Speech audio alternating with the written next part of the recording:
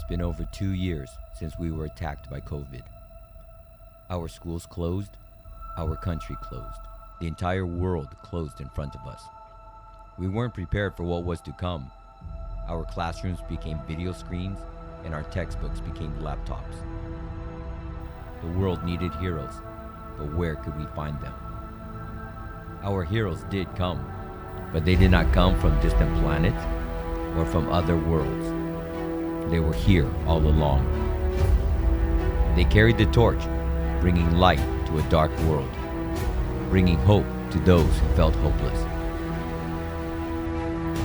Many carried unexpected weight.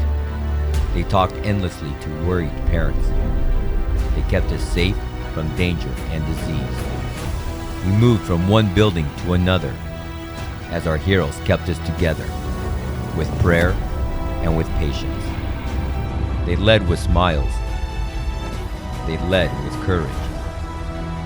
Even though they were just as lost and confused as we were. The world was in chaos. Our school was in chaos. But our heroes stayed strong through grace and grit. With beauty, they kept our school running. With charm, they kept our parents informed. With patience, they worked with the government. And with humility, they quietly served. And then brick by brick, we started to rebuild. One by one, our heroes prepared our new school. Moving boxes, cleaning floors, whatever it took to build for the future.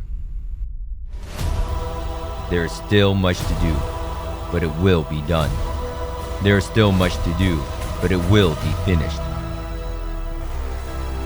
The endgame is near, and a new chapter will be started. Thank you to all the heroes who have helped us along the way.